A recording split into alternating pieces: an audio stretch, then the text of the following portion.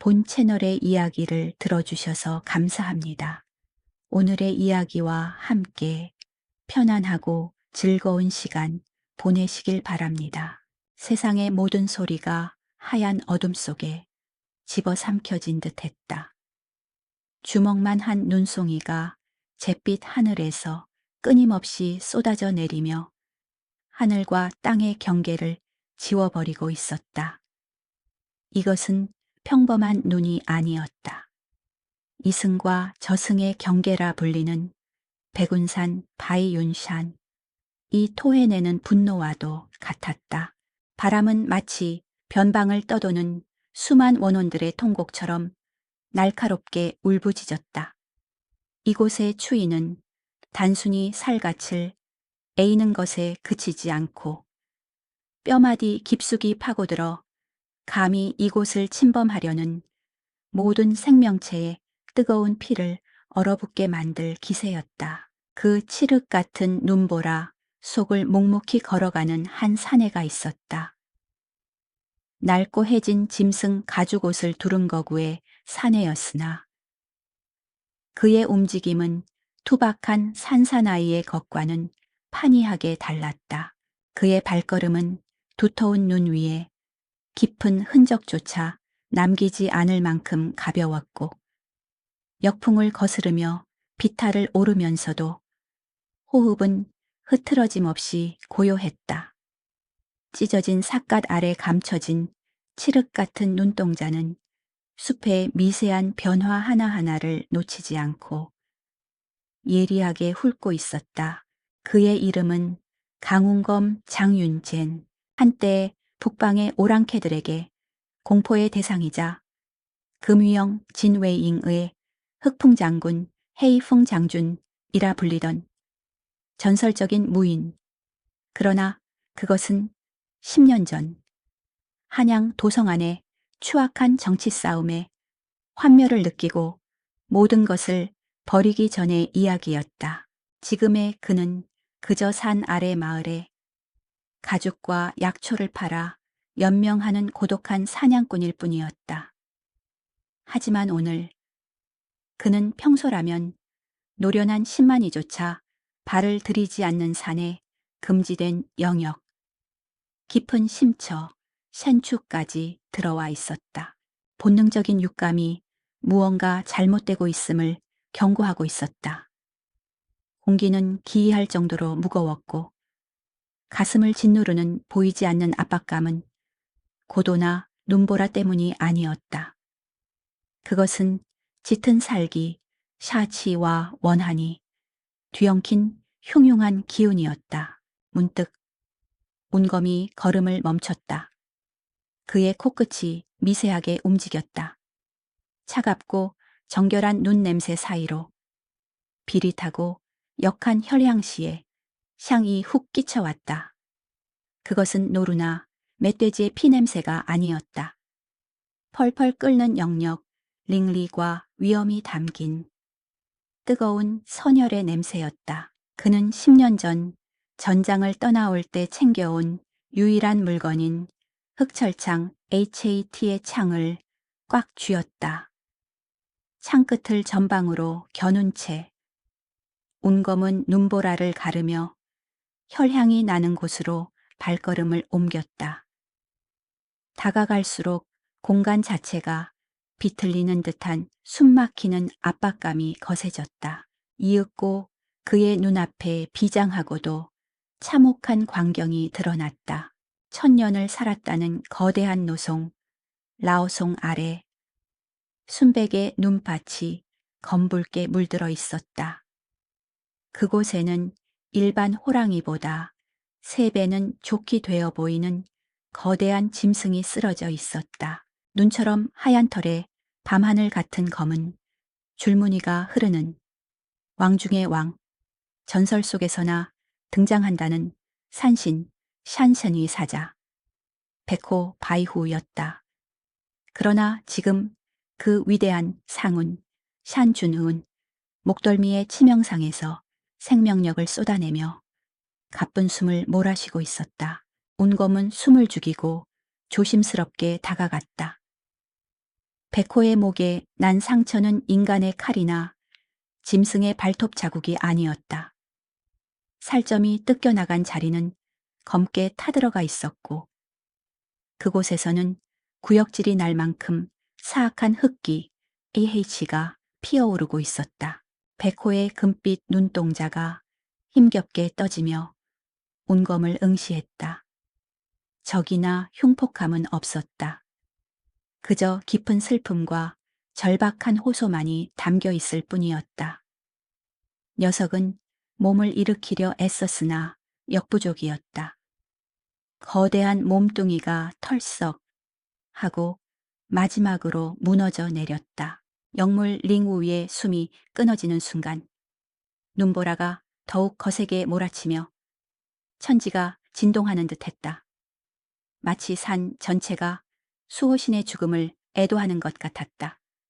운검이 묵념하듯 백호의 이마에 손을 얹으려던 찰나 죽은 어미의 배 밑에서 가느다란 신음소리가 들려왔다. 운검은 흠칫 놀라 거대한 백호의 사체를 힘주어 밀어냈다.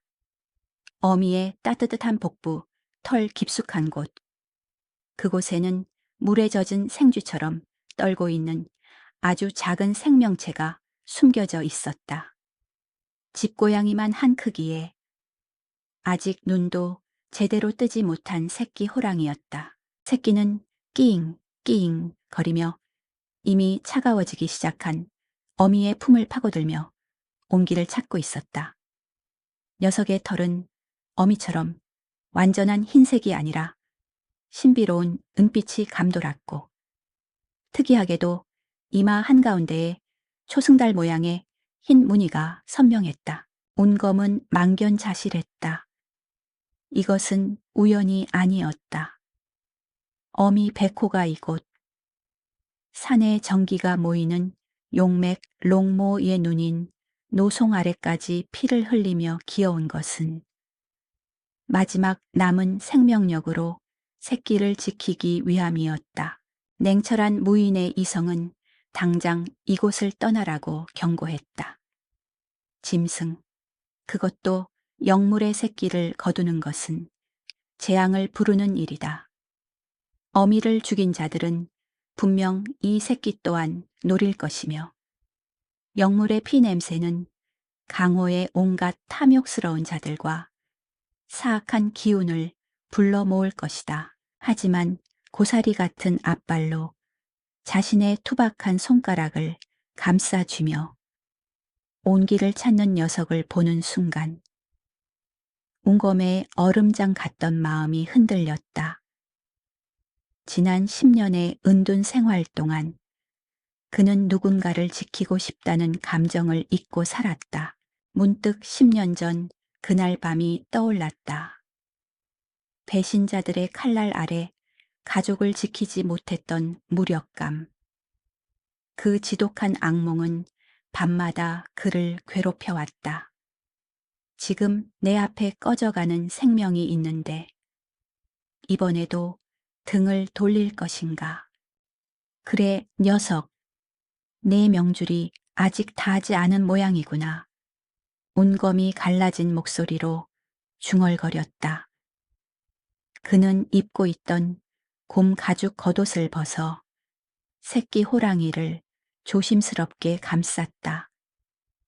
그리고 심장과 가장 가까운 품속에 녀석을 단단히 안았다. 그는 일어서서 어미 백호를 마지막으로 내려다 보았다. 눈이 벌써 거대한 사체를 덮으며 녀석을 산의 일부로 되돌려 보내고 있었다. 약속하마 헛되이 죽게 하지는 않겠다. 편히 가거라. 절벽 위 위태롭게 자리 잡은 통나무 집으로 돌아가는 길은 올 때보다 몇 배는 더 험난했다. 눈보라는 광기에 휩싸인 듯 몰아쳤고 바람은 사내를 청일 낭떠러지로 밀어버리려 안간힘을 썼다. 운검은 내공 NA공을 운용하여 천을 높여 품속에 작은 생명을 지켜냈다. 한 걸음 한 걸음이 자연과의 사투였다. 허벅지까지 차오르는 눈, 길을 막는 쓰러진 고목들, 바람 소리에 섞여 들려오는 늑대들의 울음소리. 하지만 전직 장군의 다리는 반석처럼 흔들림이 없었다. 2시즌 시스젠 가까이 눈보라와 싸운 끝에 마침내 운검의 시야에 통나무집 문틈으로 새어나오는 희미한 불빛이 들어왔다. 늙은 소나무와 산의 바위를 깎아 만든 그곳은 이 황량한 설산에서 유일하게 허락된 그의 요새였다. 운검이 문을 열고 들어서자 매서운 냉기가 뒤따라 들어왔다. 두꺼운 참나무 문을 닫아 걸자 비로소 세상의 소란이 차단되었다. 향나무 장작이 타닥거리며 타오르는 벽난로 덕분에 실내는 훈훈했다. 운검은 젖은 겉옷을 벗어던지고 가죽 침상 위에 조심스럽게 꾸러미를 내려놓았다. 새끼 호랑이는 다행히 숨이 붙어 있었다. 심장 박동은 약하지만 일정했다. 그의 청화 내공 덕분에 고비를 넘긴 듯했다. 그는 저장해 둔 사냥류를 데워 깨끗한 천에 적신 뒤 녀석의 입가에 가져다 대었다. 처음에는 입을 열지 않던 녀석이 따뜻하고 달콤한 맛을 느끼자 허겁지겁 천을 빨기 시작했다. 그 모습을 바라보는 운검의 메마른 입가에 희미한 미소가 번졌다. 이 적막한 오두막에 자신 이외의 숨결이 머무는 것이 얼마만인가. 비록 짐승이지만 작은 온기가 고독한 사내에 텅 빈 가슴을 채우고 있었다. 그러나 안도감도 잠시 어미 백호의 목에 나 있던 상처가 뇌리에서 떠나지 않았다. 살을 태우던 검은 기운. 그는 그것을 본 적이 있다. 10년 전 피비린내 나던 한양의 궁궐에서 과거의 망령이 이 깊은 산골짜기까지 따라온 것일까. 운검은 창밖을 내다보았다. 눈보라는 여전했다. 하지만 그는 직감했다. 오늘 밤은 시작에 불과하다는 것을. 백호의 새끼를 구했다는 것은 산의 생사 법칙에 개입했다는 뜻이며 어둠 속에 도사린 거대한 음모와 마주하게 되었음을 의미했다. 배를 채운 새끼는 손뭉치처럼 몸을 웅크리고 잠이 들었다. 운거미 녀석의 이마에 난 초승달 무늬를 손가락으로 쓰다듬었다. 기이하게도 손끝이 닿자마자 찌릿한 전율과 함께 무늬가 희미한 은광 인광을 내뿜었다. 시올로쉐후 운검이 나직하게 이름을 불렀다. 내 이름은 이제부터 서로다. 눈보라 속에서 태어나 죽음의 백색 속에서 내가 주었으니. 밖에서는 바람 소리가 조금 잦아들었지만 대신 다른 소리들이 들려오기 시작했다. 바람 때문이 아닌 인위적으로 밟혀 부러지는 나뭇가지 소리. 초대받지 않은 자들의 무거운 발소리였다. 오늘 밤 산은 잠들지 않았고 어둠의 사냥꾼들은 이미 영물의 피냄새를 맡았다. 운검은 자리에서 일어나 벽에 걸린 흙가궁, 오체이 자오공과 화살통을 챙겼다. 허리춤의 단검을 점검하는 그의 눈빛이 다시금 10년 전 전장을 호령하던 장군의 그것처럼 차갑고 매섭게 빛났다. 바깥 세상이 이 작은 생명을 원한다면 강웅엄의 시체를 넘어야 할 것이다. 오늘 밤 벽난로의 불꽃만이 이 설산에서 타오르는 유일한 것은 아닐 터였다. 수호의 맹세는 이루어졌고 인간과 영물의 운명은 이제 떼려야 뗄 수 없는 끈으로 묶여버렸다. 운검의 손이 활시위를 놓는 순간 검은 화살이 어둠을 찢고 날아갔다. 밤의 정막을 깨는 파열음과 함께 문 밖에서 들려오던 거친 숨소리가 단말마의 비명으로 바뀌었다. 그것은 인간의 것이 아니었다. 늑대였다.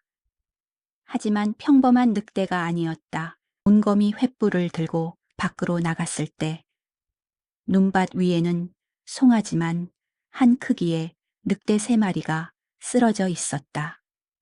놈들의 눈은 핏빛으로 충혈되어 있었고 입가에는 검은 거품이 부글거렸다.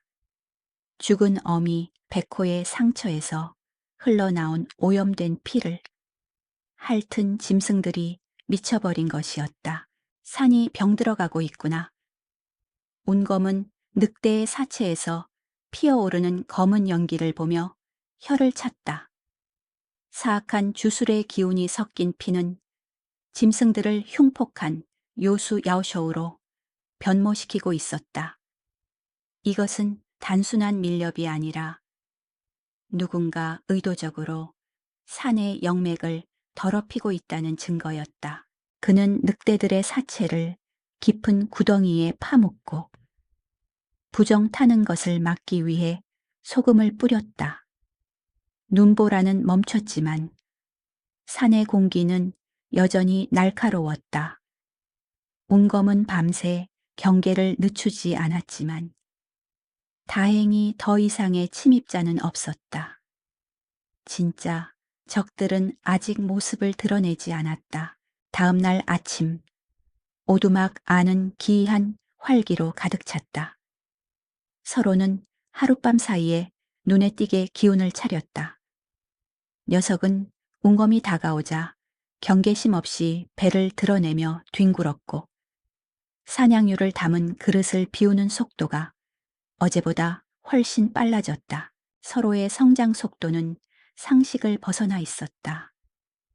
생후 며칠 되지 않은 것처럼 보였던 녀석이 불과 사흘 만에 눈을 또렷하게 뜨고 오두막 안을 아장아장 돌아다니기 시작했다. 녀석의 발바닥이 닿는 곳마다 희미한 은색 발자국이 남았다가 사라지는 현상은 운검조차 처음 보는 것이었다. 네오는 밥을 먹는 게 아니라 기치를 먹는 개냐. 운검이 말린 육포를 잘게 씹어 녀석의 입에 넣어주며 중얼거렸다. 서로는 고기를 받아 먹으며 운검의 손가락을 장난스럽게 깨물었다. 날카로운 유치 루치가 돋아나 있었지만 신기하게도 운검의 살갗에는 상처 하나 남기지 않도록 힘을 조절하고 있었다. 그것은 단순한 짐승의 지능이 아니었다. 서로는 운검의 말귀를 알아듣는 듯했다. 운검이 기다려 라고 하면 얌전히 앉아서 꼬리만 흔들었고 가자라고 하면 쪼르르 문가로 달려가 앞발로 문을 긁었다. 한 달이 지나자 서로는 이미 중형견만 한 크기로 자라났다. 털은 더욱 윤기가 흘러 은은한 광채를 띠었고 이마의 초승달 무늬는 밤이 되면 스스로 빛을 내어 등불이 필요 없을 정도였다. 녀석은 더 이상 어미를 잃은 가련한 새끼가 아니었다. 운검은 서로를 데리고 사냥에 나서기 시작했다. 처음에는 품에 안고 다녔지만 이제 서로는 씩씩하게 운검의 뒤를 쫓았다. 험한 바위 절벽도 가볍게 뛰어넘었고 눈 속에 파묻힌 약초를 기가 막히게 찾아내는 재주를 보였다. 어느 날 오후 두 사람은 깊은 계곡에서 거대한 멧돼지와 마주쳤다. 멧돼지는 겨울 동안 굶주려 몹시 사나운 상태였다. 운검이 창을 들어 올리려던 순간 서로가 먼저 앞으로 뛰쳐나갔다. 아직 다 자라지 않은 체구였지만 녀석이 내지르는 포효는 계곡을 쩌렁쩌렁 울렸다. 크앙, 그 소리에는 물리적인 위협을 넘어선 영혼을 위축시키는 힘이 담겨 있었다. 폭주하던 멧돼지가 그 자리에서 굳어버리더니 공포에 질린 눈으로 뒷걸음질치다 꼬리를 내리고 도망쳐버렸다. 싸우지 않고 적을 제압하는 왕의 자질이었다. 운검은 그 모습을 보며 묘한 감회에 젖었다. 과거 전장에서 수많은 적을 베어 넘길 때도 느끼지 못했던 벅찬 감정이었다. 고독했던 은둔자의 삶에 가족이라는 따뜻한 불씨가 지펴지고 있었다. 그는 서로의 머리를 쓰다듬으며 칭찬해 주었고 서로는 굵은 목울림 소리를 내며 그의 다리에 몸을 비볐다. 그러나 평화로운 시간은 빠르게 흘러갔다. 겨울이 물러가고 얼음이 녹아내리는 봄이 찾아오자 산의 분위기가 다시금 심상치 않게 변했다. 눈이 녹은 자리에서 낯선 흔적들이 발견되기 시작한 것이다. 어느 날 약초를 캐러 나갔던 운검은 숲의 경계 지점에 꽂혀 있는 기괴한 물건을 발견했다. 붉은 부적이 덕지덕지 붙어 있는 검은 나무 말뚝이었다. 말뚝 주변의 풀들은 말라 비틀어져 죽어 있었고 땅은 검게 썩어 있었다. 운검의 안색이 창백해졌다. 추적진, 수의지천. 그것은 사술시의 수을 부리는 자들이 특정 영물의 기운을 찾기 위해 설치하는 주술적인 덫이었다. 놈들은 포기하지 않았던 것이다. 어미 백호를 죽음으로 몰고 갔던 자들이 이제 그 핏줄을 찾아 포위망을 좁혀오고 있었다. 그는 즉시 말뚝을 뽑아 부러뜨리고 내공을 실어 불태워버렸다. 하지만 이것은 경고에 불과했다. 산 아래 마을에서 들려오는 소문도 흉흉했다. 한양에서 내려온 고관대작이 호랑이 가죽을 구한다는 명목으로 포수들을 대거 모집하고 있다는 것이었다. 운검은 오두막으로 돌아와 잠든 서로를 바라보았다. 녀석은 이제 운검의 허리까지 올 정도로 커져 있었다. 늠름한 자태는 숲의 주인이라 불리기에 손색이 없었지만 운검의 눈에는 여전히 보호해줘야 할 자식으로 보였다. 놈들이 냄새를 맡았다. 서로야. 운검은 벽에 걸린 낡은 갑옷을 꺼내 먼지를 털어냈다. 10년 동안 한 번도 입지 않았던 흑풍장군의 상징인 흑철 갑주였다. 녹이 슬고 가죽끈이 사갔지만 그 안에 깃든 투기는 여전했다. 그는 밤새 숫돌에 창날을 갈았다. 슥, 삭, 슥, 삭. 규칙적인 소리가 오두막의 정적을 채웠다. 서로는 잠에서 깨어 그 모습을 가만히 지켜보았다.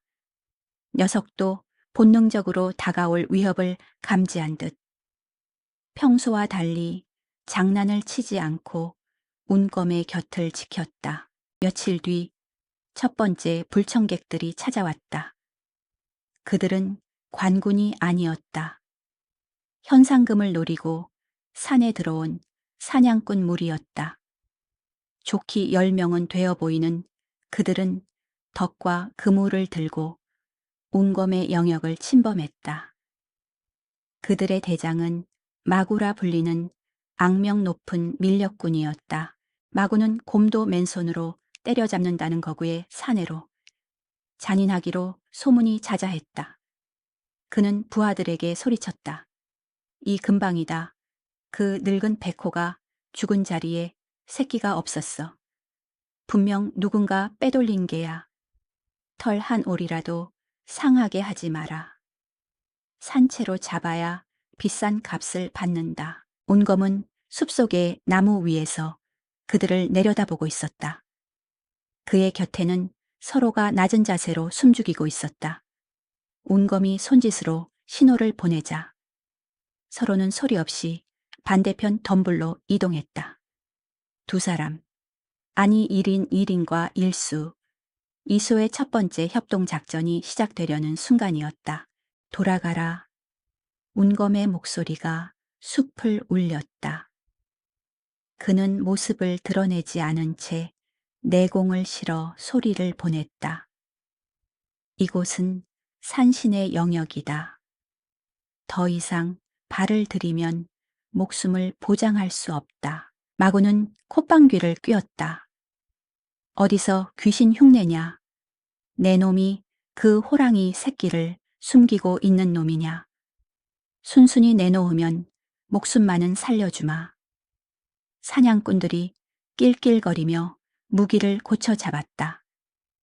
그들은 자신들이 건드린 상대가 누구인지 전혀 알지 못했다. 운검의 눈빛이 차갑게 가라앉았다. 그는 더 이상 경고하지 않았다. 손에 쥔 작은 돌멩이를 튕겨냈다. 파공성 포 콩성과 함께 날아간 돌멩이는 선두에 서 있던 사냥꾼의 덫을 정확히 맞춰 부셔버렸다. 의왁내손 사냥꾼이 비명을 지르며 나뒹굴었다. 당황한 무리들이 우왕좌왕하는 사이 반대편 덤불에서 은색 섬광이 튀어나왔다. 서로였다. 녀석은 바람처럼 빠르게 움직이며 사냥꾼들의 대열을 흐트러뜨렸다. 서로는 사람을 물지 않았다. 대신 그들의 무기를 쳐내고 발을 걸어 넘어뜨렸다. 압도적인 속도와 힘에 사냥꾼들은 혼비백산했다. 호랑이다, 백호다. 공포에 질린 외침이 터져 나왔다. 마구만이 당황하지 않고 거대한 도끼를 휘두르며 서로에게 달려들었다. 이 요물 돈방석이 제 발로 굴러들어왔구나. 도끼날이 서로의 목을 노리고 날아들었다. 서로가 피하기에는 거리가 너무 가까웠다. 그 순간 깡하는 금소금과 함께 불꽃이 튀었다. 운검이 어느새 나무에서 내려와 흑철창으로 도끼를 막아낸 것이었다. 그의 창끝은 미동조차 하지 않았다. 마구의 눈이 휘둥그레졌다. 자신의 괴력을 한 손으로 받아낸 사내는 처음이었다. 나의 가족에게 손대지 마라. 운검이 낮게 으르렁거렸다. 그의 몸에서 뿜어져 나오는 살기가 숲 전체를 압도했다. 마구는 본능적인 공포를 느꼈다. 눈앞의 사내는 단순한 사냥꾼이 아니었다. 인간의 탈을 쓴 또 다른 맹수였다. 온검이 창대를 휘돌려 마구의 명치를 가격했다. 억소리와 함께 거구의 사내가 십장 밖으로 날아갔다. 꺼져라. 두 번의 자비는 없다. 온검의 일갈에 남은 사냥꾼들은 기겁하여 마구를 부축해 도망쳤다. 숲은 다시 고요해졌지만 운검의 표정은 어두웠다. 그는 알고 있었다. 오늘 도망친 자들은 곧 더 큰 무리를 이끌고 돌아올 것이다. 그리고 그 뒤에는 분명 그놈이 있을 것이다. 한양의 권력자, 조관 채다옥관 형암. 서로가 다가와 운검의 손을 핥았다. 걱정하지 말라는 듯한 눈빛이었다. 운검은 미소를 지으며 녀석의 목을 끌어안았다. 그래, 올 테면 오라지. 이 산은 우리가 지킨다. 하지만 운검은 미처 깨닫지 못하고 있었다. 방금 전의 충돌로 인해 그가 숨기고 있던 무공의 흔적이 예리한 눈을 가진 누군가에게는 확실한 신호가 되었다는 것을 10년 전 죽은 줄로만 알았던 흑풍 장군의 생존 사실이 이제 세상 밖으로 드러나려 하고 있었다. 산 아래 마을의 가장 큰 기와집, 형암 조관 지서관위의 별채, 사랑방에는 무거운 침묵이 흐르고 있었다. 값비싼 비단 병풍과 자개장으로 장식된 방 안, 상석에는 날카로운 눈매를 가진 중년의 사내가 비스듬히 앉아 곰방대를 물고 있었다. 그가 바로 이 고을의 실질적인 지배자이자 탐욕의 화신인 조관이었다. 그의 앞마당에는 만신창이가 된 사냥꾼 마구와 그의 패거리들이 무릎을 꿇고 벌벌 떨고 있었다. 마구의 한쪽 팔은 부러져 덜렁거렸고 얼굴은 공포로 하얗게 질려 있었다. 그러니까 고작 사냥꾼 하나에게 그 꼴을 당하고 돌아왔다. 나리 그놈은 보통 내기가 아닙니다. 곰 가죽을 두르고 있었지만 그 창술이 억소리도 못 내고 10명이 나가 떨어졌습니다. 게다가 그 짐승, 백호 새끼가 분명했습니다. 눈에서 빛이 나고 짖는 소리에 오줌을 지릴 뻔했습니다요. 조관의 눈썹이 꿈틀했다. 백호 새끼, 전설 속의 영물. 그것을 손에 넣으면 조정의 권력자들에게 줄 수 있는 최고의 뇌물이 될 터였다. 아니, 그 가죽과 뼈를 고아 먹으면 불로장생한다는 속설도 있었다. 하지만 그가 주목한 것은 백호보다 그 사냥꾼에 대한 묘사였다. 창술이라 했나 그자의 창이 어떻게 생겼더냐. 그리고 어떤 식으로 너희를 공격했지.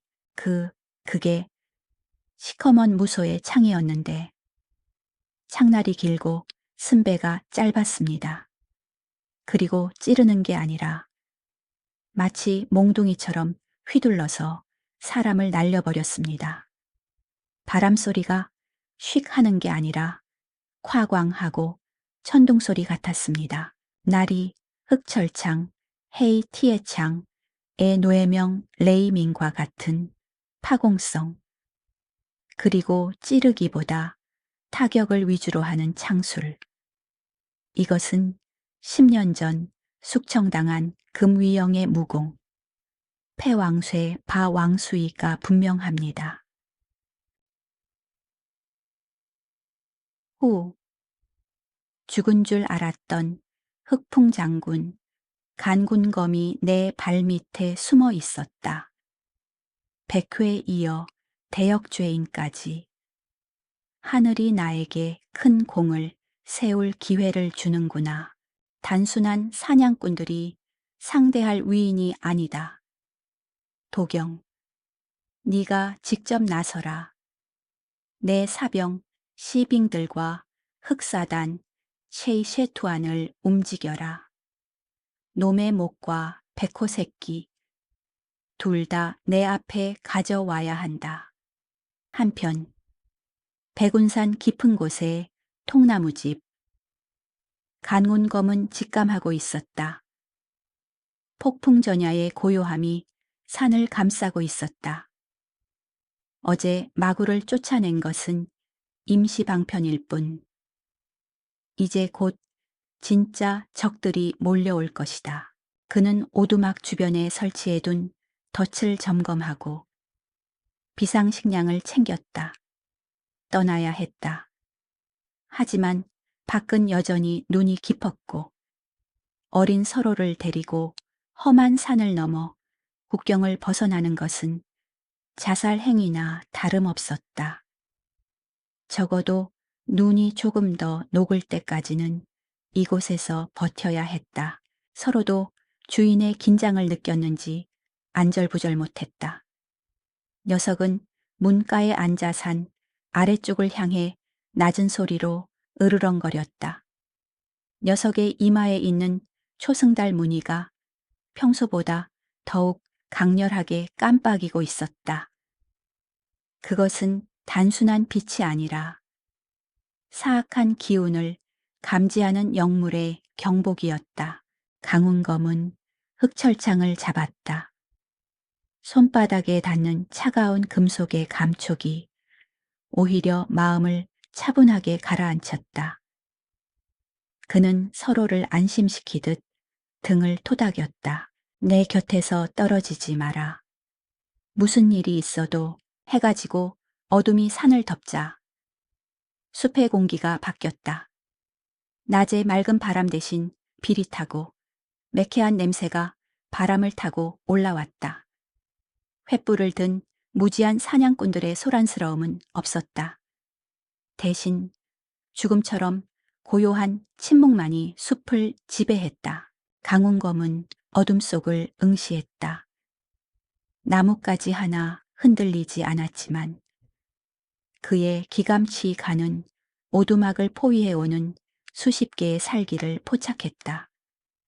그들은 소리를 죽이고 냄새를 지우고 그림자 속에 숨어 접근하고 있었다. 작은 소리와 함께 오두막 지붕 위로 무언가 떨어졌다. 기와가 아닌 통나무 지붕이었기에 둔탁한 소리가 났다.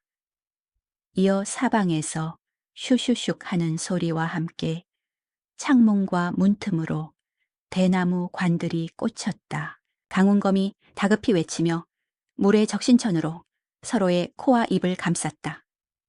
곧이어 희뿌연 연기가 방 안을 채우기 시작했다. 보통의 연기가 아니었다. 마비산, 마베이산, 이 섞인 독한 연기였다. 들이마시는 순간 사지가 마비되고 내공이 흩어지는 치명적인 독이었다. 강운검은 망설임 없이 흑철창을 휘둘러 오두막의 뒷벽을 부수어 버렸다. 화장창 하는 굉음과 함께 통나무들이 산산조각 났다. 그는 서로를 한 팔에 끼고 부서진 벽을 통해 밖으로 뛰쳐나갔다. 밖으로 나오자마자 기다렸다는 듯이 검은 그림자들이 쇄도했다. 검은 복면을 쓴 자객들이었다.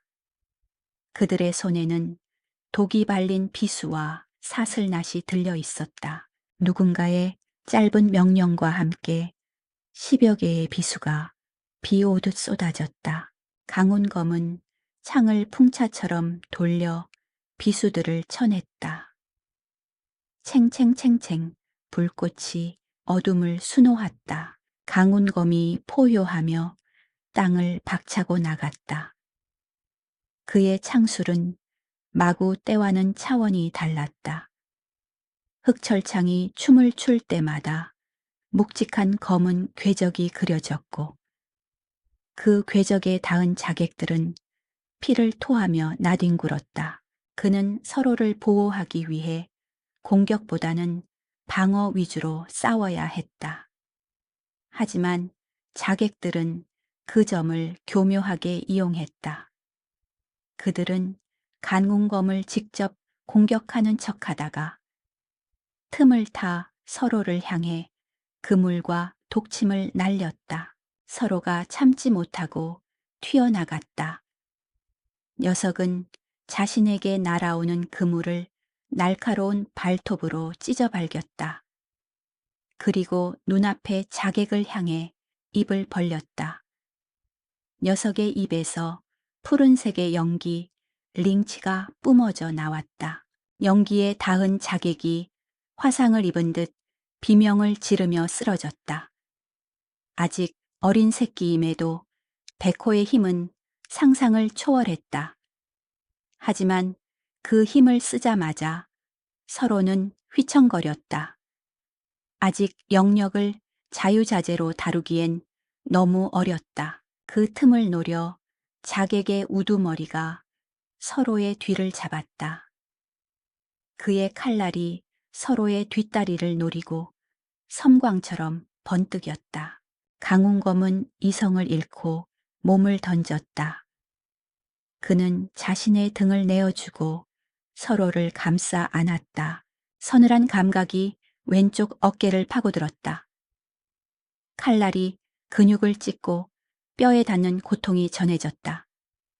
하지만 강훈검은 신음조차 내지 않았다.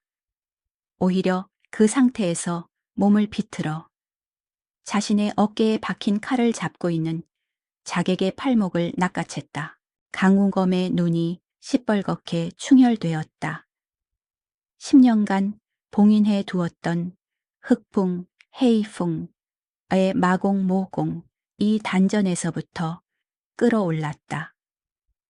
그의 주변으로 검은 아지랑이가 피어오르더니 엄청난 기세가 폭발했다. 땅이 지진이라도 난 듯 갈라지며 강력한 충격파가 사방으로 퍼져나갔다. 자객들은 비명도 지르지 못하고 충격파에 휩쓸려 피를 뿜으며 날아갔다. 오두막 앞마당은 순식간에 아수라장이 되었다. 강훈검은 어깨에 박힌 칼을 뽑아 던져버렸다. 선혈이 낭자했지만 그는 고통을 느끼지 못하는 사람처럼 보였다. 그가 한 걸음 내딛자 자객들은 기에 눌려 두 걸음 물러났다. 숲의 그림자 속에서 박도경이 천천히 걸어 나왔다. 그는 참혹한 시체들을 보고도 눈 하나 깜짝하지 않았다. 오히려 흥미롭다는 듯한 눈빛으로 간군검을 훑어보았다. 박도경은 여유롭게 허리춤에 검을 뽑아들었다. 그의 검신 젠션은 달빛을 받아 서늘하게 빛나고 있었다. 강훈검이 낮게 으르렁거렸다. 서로는 부상당한 주인의 다리 곁에 바짝 붙어 박도경을 향해 하악질을 했다. 서로 역시 본능적으로 알았다. 방금 전에 조무래기들과 달리 눈앞에 이 남자는 진짜 강적이라는 것을 형암 나리께서 당신을 몹시 보고 싶어 하십니다. 그리고 그 귀여운 고양이도 말이죠. 순순히 따라오신다면 고통은 줄여드리지요. 강군검은 대답 대신 창을 고쳐잡았다.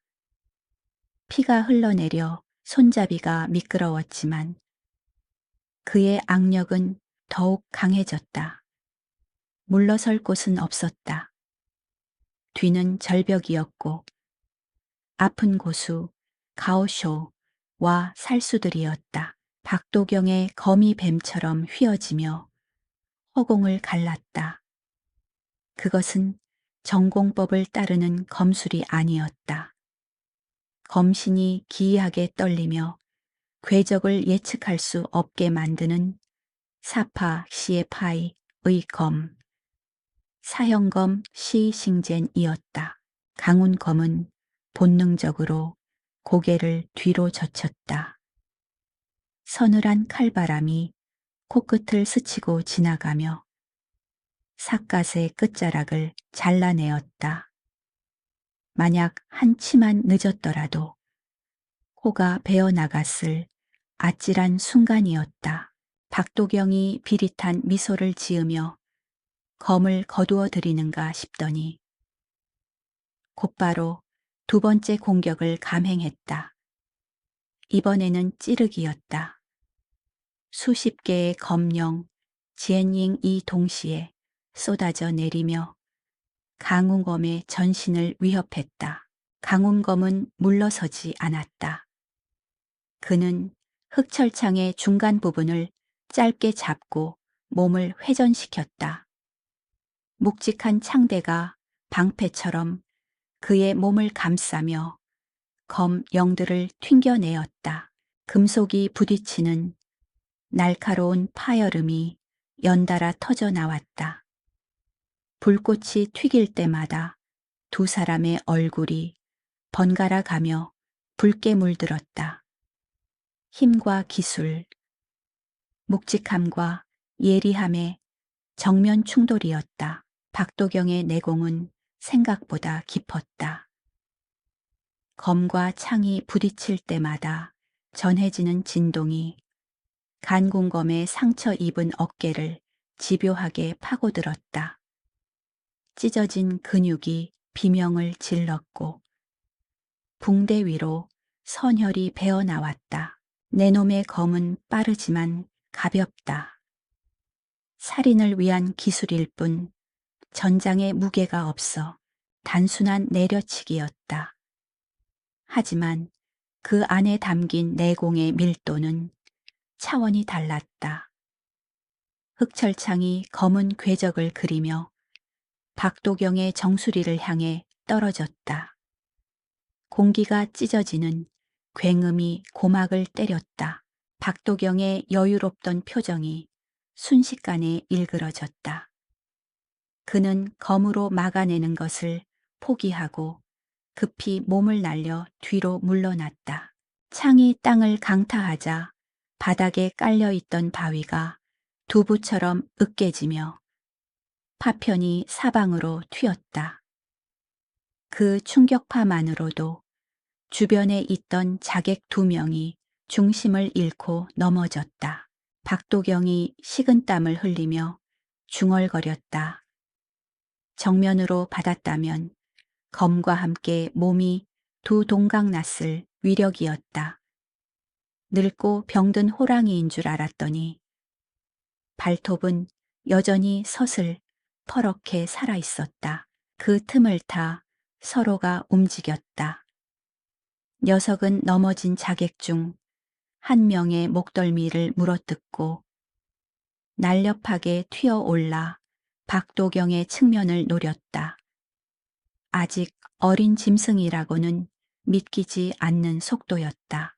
박도경이 신경질적으로 검을 휘둘렀다.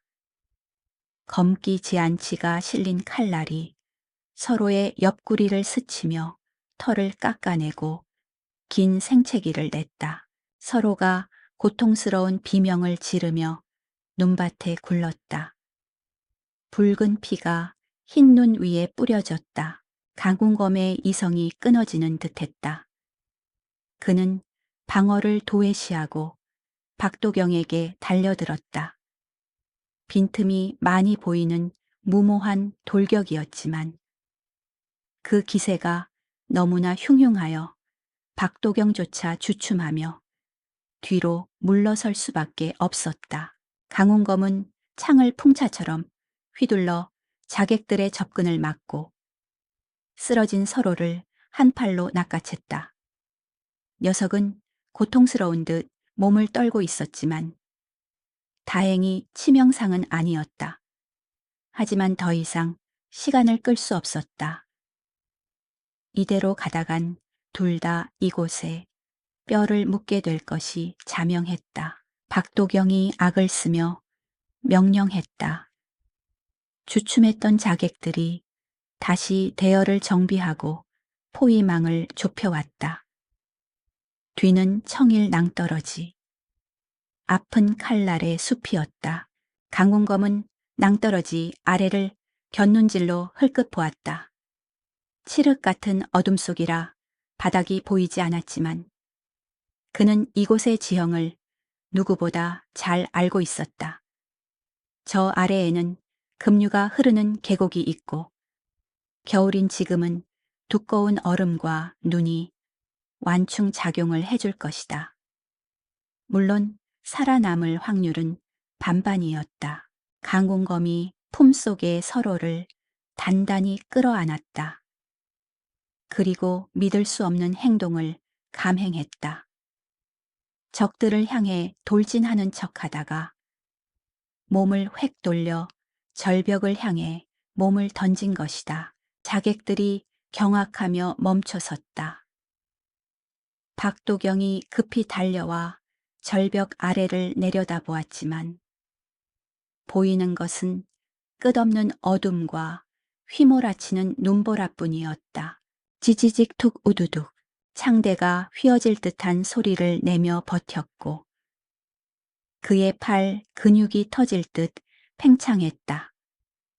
몇 번의 충격을 완화한 끝에 그는 비스듬히 경사진 설면 슈에미엔에 착지했다. 착지의 충격으로 상처 입은 어깨에서 다시금 피가 솟구쳤다. 그는 고통을 삼키며 눈 비탈을 미끄러져 내려갔다. 구르고 미끄러지고 부딪히며 마침내 계곡 바닥에 평평한 곳에 멈춰 섰다. 온몸이 부서질 듯 아팠다. 하지만 그는 쓰러져 있을 여유가 없었다. 강훈검은 억지로 몸을 일으켜 품속을 확인했다. 두꺼운 가죽옷과 그의 팔이 보호한 덕분에 서로는 무사했다. 옆구리의 상처가 쓰라린 듯 칭얼거리고 있었지만 생명에는 지장이 없어 보였다. 강훈검은 떨리는 손으로 서로의 상처에 지혈제를 뿌렸다. 서로는 아픈 와중에도 운검의 볼을 핥으며 위로하듯 그르렁거렸다. 그때 절벽 위에서 수십 개의 횃불이 어지럽게 움직이는 것이 보였다. 박도경 일당이 내려올 길을 찾고 있는 것이 분명했다. 강훈검은 이를 악물었다.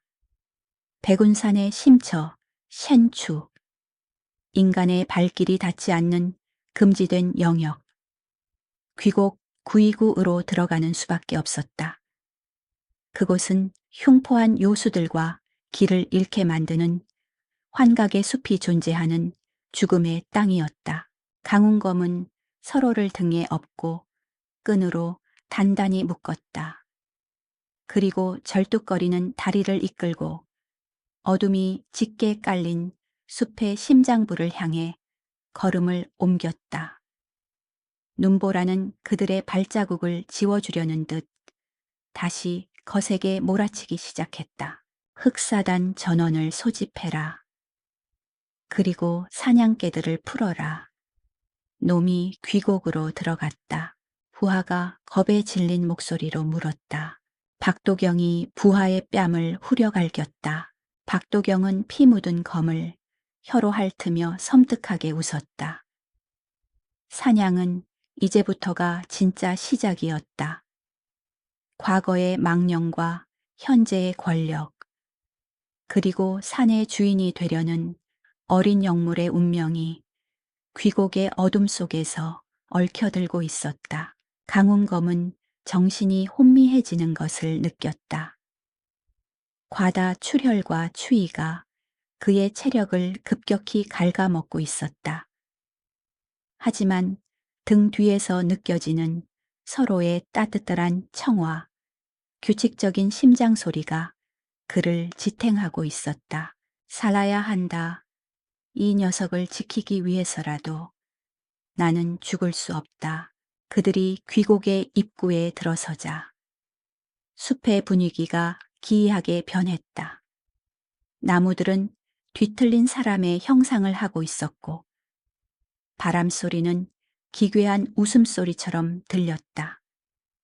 보통 사람이라면 공포에 질려 발길을 돌렸을 광경이었다. 그러나 서로의 이마에 있는 초승달 무늬가 은은한 빛을 발하며 그들의 앞길을 비추었다. 사악한 기운들이 그 빛을 피해 슬금슬금 물러났다. 백호의 핏줄은 본능적으로 이곳이 자신의 영역임을, 자신이 지배해야 할 땅임을 알고 있는 듯 했다. 사내와 호랑이는 어둠 속으로 완전히 모습을 감추었다. 뒤따라오는 죽음의 그림자를 따돌리기 위해 더 깊고 짙은 어둠 속으로 형암 조관의 집무실은 숨 막힐 듯한 침묵에 잠겨 있었다. 화로에서 피어오르는 최고급 침향의 연기가 방 안을 가득 채웠지만 그 향기조차 조관이 내뿜는 서늘한 살기를 가리지 못했다. 그는 붉은 비단에 쌓인 서신을 손에 쥔 채 창밖의 어둠을 응시하고 있었다. 조관의 목소리는 낮고 건조했다. 그의 뒤에 무릎을 꿇고 있는 박도경은 피 묻은 갑옷을 벗지도 않은 채 고개를 조아렸다. 예, 나리. 그 창술은 의심할 여지가 없습니다. 창대가 휘어질 듯한 탄성으로 가격하는 타격법. 그리고 흑철창에서 울리는 특유의 뇌명소리. 10년 전 영모에 휘말려 처형당했다고 알려진 금유형 대장. 흑풍, 강운검이 확실합니다. 조관은 책상 서랍을 열어 낡은 고서 한 권을 꺼냈다. 금서 진슈로 지정된 흑마술 서적이었다.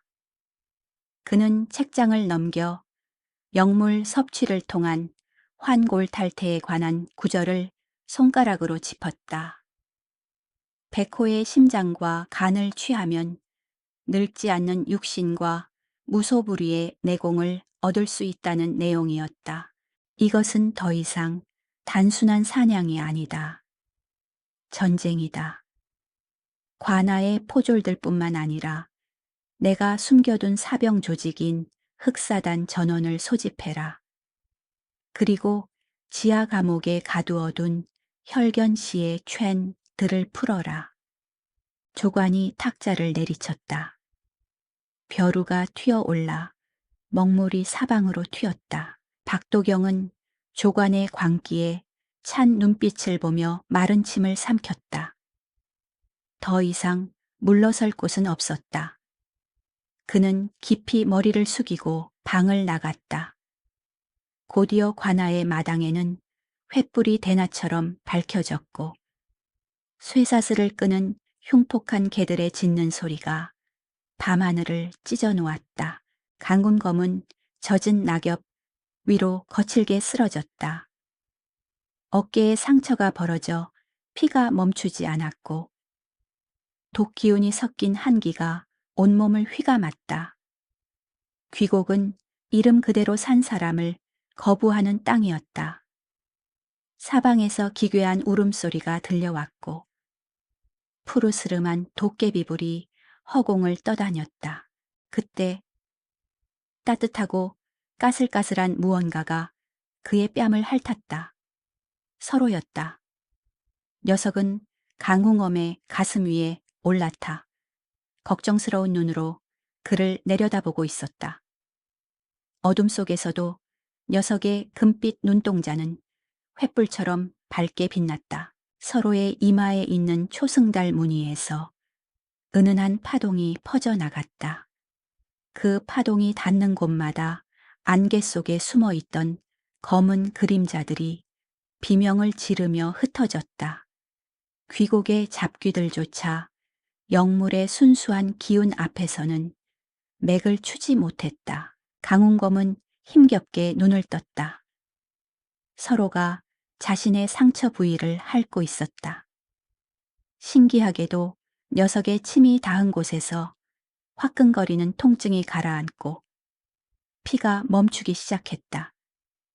전설에 따르면 영물의 타에게는 치유의 힘이 있다고 했던가. 강운검은 이를 악물고 몸을 일으켰다. 여기에 계속 누워 있으면 얼어 죽거나 환각에 먹혀버릴 것이다. 그는 근처에 보이는 작은 동굴을 발견하고 서로와 함께 그곳으로 몸을 피했다. 동굴 안은 눅눅했지만 바람은 피할 수 있었다. 그는 동굴 벽에 기대앉아 내공을 운용했다. 단전에서부터 미약한 열기를 끌어올려 몸을 데웠다. 10년간 숨겨왔던 무인의 본능이 깨어나며 생존을 위한 최적의 상태로 몸을 조율하기 시작했다. 하지만 마음 한구석의 불안감은 사라지지 않았다. 조관은 결코 포기할 위인이 아니었다. 놈은 자신의 정치적 생명이 걸린 일이라면 악마와도 손을 잡을 자였다. 분명 더 지독한 수단을 동원해 추격해 올 것이다. 놈들이 오기 전에 함정을 파야 한다. 강운검은 찢어진 옷자락을 묶어 지혈을 마무리하고 동굴 바닥에 굴러다니는 날카로운 돌들을 모았다. 귀곡의 지형은 복잡하고 험난했다. 이곳은 그에게는 사지CD였지만 동시에 적들을 몰살시킬 수 있는 최고의 사냥터이기도 했다. 그 시각 귀곡의 입구 겁쟁이 녀석들 박도경이 혀를 차며 옆에 서 있는 기괴한 차림의 노인을 바라보았다. 검은 두루마기를 입고 얼굴에 붉은 부적을 붙인 흑마술사였다. 조관이 거금을 들여 고용한 사파의 술사였다. 길을 여십시오. 박도경의 말에 술사가 지팡이를 들어 올렸다. 지팡이 끝에는 말라 비틀어진 아기 원숭이의 머리가 달려 있었다. 술사가 주문을 외우며 주머니에서 뼈가루를 꺼내 허공에 뿌렸다. 옴마니 반매훔. 길을 막는 잡귀들아 물러가라. 뼈가루가 다짜 입구를 막고 있던 짙은 안개가 홍해처럼 갈라지며 길이 열렸다. 동시에 혈견들의 목줄에 걸려있던 부적이 타오르며 개들의 흉폭함이 배가 되었다. 두려움이 사라진 개들이 입가에 거품을 물고 으르렁거렸다. 가라 놈들의 냄새를 찾아라. 박도경이 쇠사슬을 풀어주자 수십 마리의 혈견들이 굶주린 늑대떼처럼 안개 속으로 뛰어들었다. 그 뒤를 이어 흑사단원들이 검을 뽑아들고 진입했다. 귀곡의 정적은 깨졌다. 개들의 울부짖음과 무사들의 발소리가 계곡을 울렸다. 동굴 속에 있던 강운검의 귀가 쫑긋했다. 바람을 타고 역겨운 짐승의 누린내와 살기가 전해져 왔다. 서로 역시 자리를 박차고 일어나 입구 쪽을 향해 낮게 포효했다. 녀석의 털이 곤두서고 발톱이 바닥을 긁었다. 와스구나. 강군검은 흑철창을 잡고 일어섰다. 몸은 여전히 무거웠지만 정신만은 명경지수 밍징츠 수이처럼 맑았다. 세어호야 잘 들어라. 그가 비장한 목소리로 말했다. 지금부터는 사냥이 아니라 전쟁이다. 저들은 우리를 죽이러 온 것이 아니다. 먹어 치우러 온 것이다. 그러니 우리도 짐승이 되어야 한다. 서로가 알아들었다는 듯이 눈을 빛냈다. 녀석의 몸집이 밤새 또 한 번 자라난 듯했다. 이제는 제법 성체 호랑이의 태가 나고 있었다. 귀곡의 연기가 녀석의 성장을 촉진하고 있는 것이 분명했다. 강운검은 동굴 밖으로 나갔다. 어둠 속에서 붉은 눈동자 수십 개가 다가오는 것이 보였다.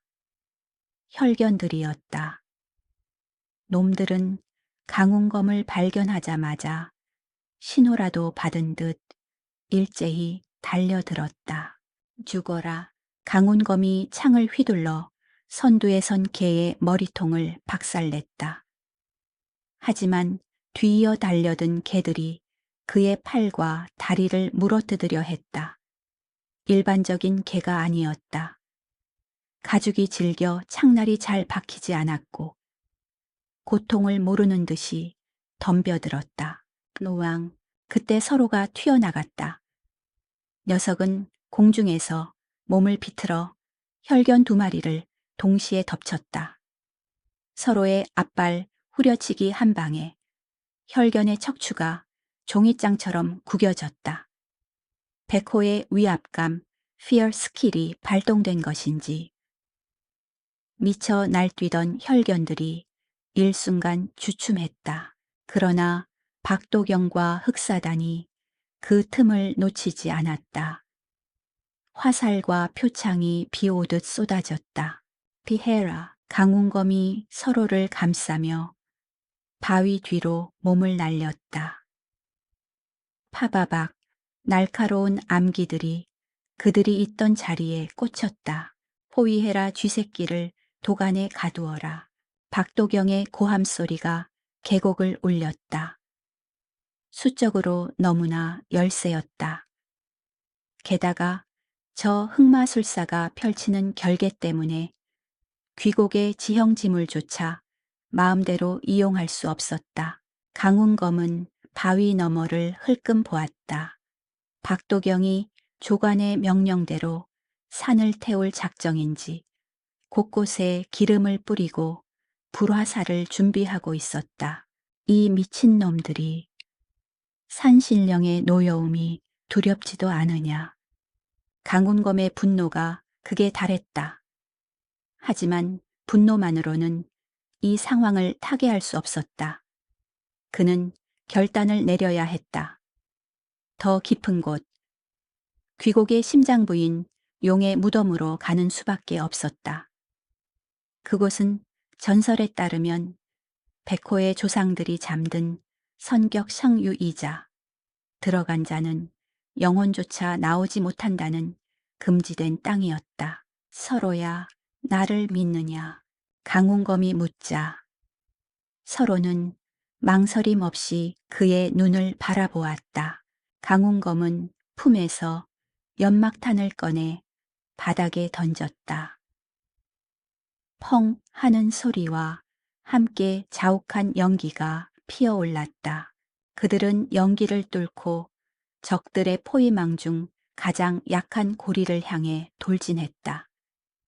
목적지는 계곡 아래. 검은 물이 소용돌이치는 지하 동굴 입구였다. 강군검과 서로는 빗발치는 화살을 뚫고 지하 동굴의 어둠 속으로 몸을 던졌다. 그들의 뒤로 거대한 불길이 숲을 집어삼키기 시작했다. 박도경은 타오르는 불길 앞에서 이를 갈았다. 놈들이 제 발로 무덤에 들어갔다. 하지만 시체를 확인하기 전까지는 끝난 게 아니었다. 입구를 봉쇄해라. 그리고 연기를 불어넣어라. 질식해서 기어나오게 만들어. 불과 연기. 그리고 탐욕이 백운산을 지옥도로 만들고 있었다. 그러나 그들은 알지 못했다. 지하 동굴 깊은 곳, 잠들어 있던 고대의 힘이 인간들의 오만함에 반응하여 눈을 뜨고 있다는 것을. 지하 동굴로의 추락은 끝이 없어 보였다. 차가운 암흑이 두 사람을 삼켰고 귓가를 때리는 바람 소리는 마치 저승으로 인도하는 장송곡처럼 들려왔다. 둔탁한 소리와 함께 간궁엄은 바닥에 처박혔다. 다행히 두텁게 쌓인 박쥐의 배설물과 썩은 낙엽들이 충격을 흡수해 주었지만 이미 만신창이가 된 그의 몸에는 치명적이었다. 전신의 뼈가 으스러지는 듯한 고통에 강웅검은 헛구역질을 했다. 그는 신음을 삼키며 품을 확인했다. 서로는 무사했다. 강운검이 추락하는 순간 본능적으로 몸을 비틀어 자신의 등을 바닥에 대고 서로를 가슴 위로 올린 덕분이었다. 서로가 걱정스러운 듯 끼잉거리며 간웅엄의 볼을 핥았다. 녀석의 따뜻한 혀가 닿자 흐릿해지던 의식이 간신히 돌아왔다. 간궁엄은 억지로 상체를 일으켰다. 이곳은 단순한 동굴이 아니었다. 거대한 짐승의 뱃속처럼 습하고 광활했다. 바닥 곳곳에는 정체를 알 수 없는 거대한 짐승들의 뼈가 산처럼 쌓여 있었고 천장에서는 석회수가 뚝뚝 떨어지며 기괴한 울림을 만들어내고 있었다. 용의 무덤 롱종이라 불리는 금지된 땅. 그 명성대로 음산한 기운이 가득했다. 하지만 안도할 틈은 없었다. 위쪽 구멍에서 매캐한 연기가 쏟아져 들어오기 시작했다. 박도경 일당이 입구에 불을 피우고 연기를 불어넣고 있는 것이었다. 독한 연기는 공기보다 무겁게 가라앉으며 서서히 동굴 바닥을 채워왔다. 강운검이 기침을 토해냈다. 연기 속에는 마비산뿐만 아니라 신경을 긁어내리는 독초까지 섞여 있었다. 숨을 쉴 때마다 폐가 타들어가는 것 같았다. 강운검은 비틀거리며 일어났다. 서로가 그의 바짓단을 물고 어둠 속 깊은 곳을 향해 이끌었다. 녀석의 이마에 있는 초승달 무늬가 횃불처럼 환하게 빛나며 앞길을 밝혔다.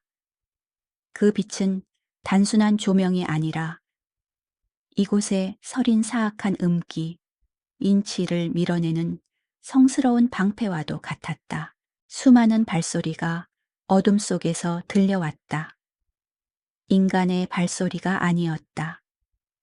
내 발 달린 짐승들의 빠르고 가벼우면서도 살기에 찬 발소리. 강운검이 이를 갈았다. 혈견의 캔들이었다. 박도경이 풀어놓은 그 괴물들이 냄새를 맡고 지하까지 따라온 것이다. 혈견들은 흑마술사의 주술 덕분에 어둠 속에서도 대낮처럼 사물을 볼 수 있었고 공포를 거세당한 채 오직 살육만을 갈구했다. 어둠 속에서 수십 개의 붉은 눈동자가 떠올랐다. 놈들은 으르렁거리는 소리조차 내지 않았다. 사냥감을 확실히 죽이기 위해 침묵을 지키는 훈련된 살인 병기들이었다. 강운검은 흑철창을 고쳐 잡았다. 손바닥이 피와 땀으로 미끄러웠지만 그는 옷자락을 찢어 손과 창대를 단단히 묶었다. 이것이 마지막 싸움이 될지도 모른다는 예감이 들었다. 강운검의 낮은 목소리에 서로가 머뭇거렸다. 녀석도 알고 있었다. 주인의 상태가 정상이 아니라는 것을. 하지만 강운검의 눈빛이 너무나 단호했기에 서로는 슬픈 눈으로 뒤로 물러나 웅크렸다. 침묵을 깨고 첫 번째 혈견이 튀어나갔다. 강운검은 보지 않고도 기척만으로 창을 찔러냈다. 푹 창끝이 놈의 목구멍을 꿰뚫었다. 그는 창에 꽂힌 개를 허공에 휘둘러 뒤따라오던 다른 개들에게 던져버렸다. 하지만 중과부적이었다. 쓰러진 동료의 시체를 밟고 더 많은 개가 쇄도했다. 놈들은 강군검의 팔다리를 노리고 덤벼들었고 날카로운 이빨이 가죽 갑옷을 뚫고 살점을 파고들었다. 강군검이 고통에 신음하며 창을 휘둘렀다. 흑철창이 춤을 출 때마다 피와 살점이 튀었지만 개들은 좀비처럼 계속해서 달려들었다. 설상가상으로 동굴 밖에서 흑마술사가 주문을 외우는 소리가 웅궁거리며 울려 퍼졌다. 주술 소리가 들릴 때마다 혈견들의 눈빛이 더욱 시뻘겋게 변했고 놈들의 몸집이 기괴하게 부풀어 올랐다. 흑마술로 생명력을 태워 일시적인 힘을 얻는 금단의 술법이었다. 강군검의 동작이 눈에 띄게 느려졌다. 출혈이 너무 심했다. 시야가 흐려지고 창끝이 무거워졌다. 그 틈을 타 늑대만 한 크기로 변한 우두머리 혈견이 강군검의 빈틈을 노리고 덮쳤다. 목표는 강운검이 아니었다. 놈은 교활하게도 강군검의 다리 사이를 빠져나가 뒤에 있는 서로를 노렸다. 강운검은 생각할 겨를도 없이 몸을 돌려 서로를 껴안았다. 자신의 등을 방패로 삼은 것이다. 섬뜩한 소리와 함께 우두머리 혈견의 이빨이 강운검의 오른쪽 등판을 깊숙이 물어뜯었다. 척추가 으스러지는 듯한 격통이 전신을 강타했다. 독이 발린 이빨이었다. 검은 도끼가 혈관을 타고 순식간에 심장으로 퍼져나갔다. 강군검은 비명조차 지르지 못하고 무너져 내렸다. 그는 쓰러지면서도 서로를 품에서 놓지 않았다. 도망, 지어라, 스열호야. 서로의 눈앞에서 세상이 멈춘 듯했다. 서로는 간군검에 뺨에 묻은 피를 핥았다. 짭짤하고 비릿한 피맛. 그것은 슬픔을 넘어선 무언가를 깨웠다. 서로의 금빛 눈동자가 세로로 찢어지며 푸른 화염처럼 타올랐다. 이마의 초승달 무늬에서 눈부신 섬광이 폭발했다. 그 빛은 동굴 안의 어둠을 순식간에 지워버릴 만큼 강력했다. 서로의 입에서 나온 소리는 더 이상 어린 짐승의 것이 아니었다. 동굴 전체가 그 낮은 울림에 공명하며 진동하기 시작했다. 바닥에 쌓여 있던 고대 짐승들의 뼈가 달그락거리며 떨렸다. 강운검을 물어뜯고 있던 혈견들이 기겁하며 뒷걸음질 쳤다. 주술에 의해 공포를 잊었던 놈들이었지만 이것은 생물학적인 공포가 아니었다. 영혼 자체가 짓눌리는 근원적인 압박감이었다. 서로가 앞발을 내딛자 녀석의 몸이 눈에 띄게 커졌다. 뼈마디가 우두둑 소리를 내며 팽창했고 은빛 털이 갈기처럼 솟아올랐다. 불과 몇 초 만에 서로는 집채만 한 거대한 성체 챙티의 형상으로 변모했다. 이것은 육체의 성장이 아닌 영적인 각성, 주의싱에 의한 현신 센션이었다. 교황! 그것은 단순한 소리가 아니었다. 충격파였다. 실체가 있는 파동이 동굴 안을 휩쓸었다. 동굴 천장의 종유석들이 비 오듯 쏟아져 내렸다. 강운검을 에워싸고 있던 혈견들은 그 자리에서 고막이 터지고 칠공에서 피를 뿜으며 나뒹굴었다. 영력이 약한 놈들은 그 자리에서 즉사했고 살아남은 놈들은 바닥에 납작 엎드려 오줌을 지리며 벌벌 떨었다.